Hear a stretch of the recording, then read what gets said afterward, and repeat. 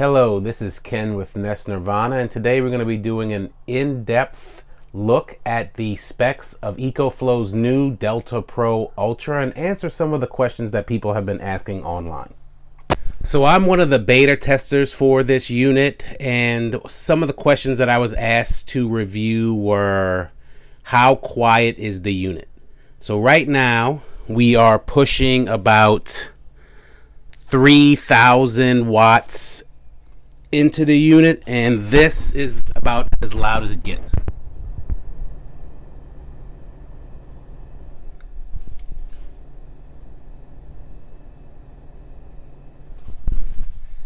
So with 3,000 watts being output, I think I have another 1,000 watts right now because the sun is down being input, and you can barely hear anything. You wouldn't even know it was running.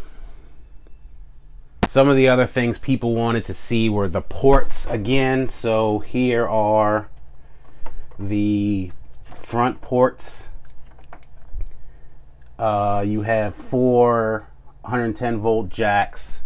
You have a 120 volt 30 amp jack, 3-prong jack, and a 120 or 240 volt 30 amp jack right there. In this little door right here is the, let me see if I can get you closer up to it. That is the, where I'm assuming they're going to put the 4G dongle. Is going to be right here and here. This door has the Anderson port. This right here is the new port for the low voltage input. I know one of the complaints about the Delta Pro was that the XT60 port kept falling into the unit when trying to be plugged in. This big heavy duty port now is your low voltage port. That is your AC charging port right here. On this side of the unit, let's see if I can give you some more cable so we can pull this out. This is your MC4 high voltage port. That's your disconnect switch right there.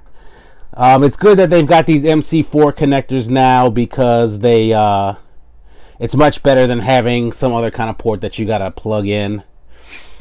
These are your, this right here is the port that's going to the smart home panel up here. And then these port back here so you can daisy chain to the battery down there. And then here you can plug in another battery. You can stack them on top of this little wheeled stand that they've got going here.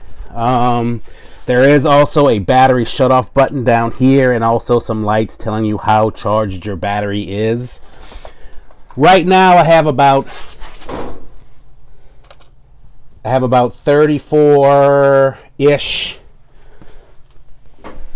watts of solar that I can put into the unit. I haven't had very many problems at all.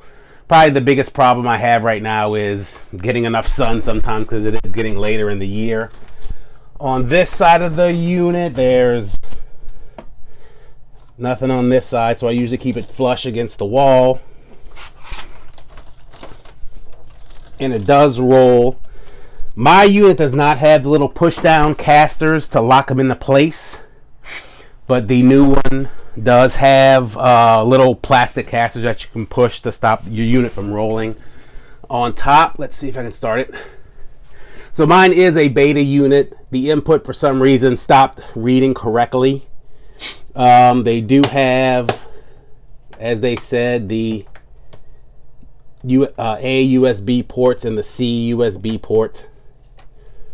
Those buttons are to shut off the AC and the DC. When you plug this into the smart home panel, all of those front ports will stop working. One other thing people were asking was, what is the idle consumption of the unit? It's not a very easy thing to try to calculate, and they don't really give you the idle usage anywhere into the unit.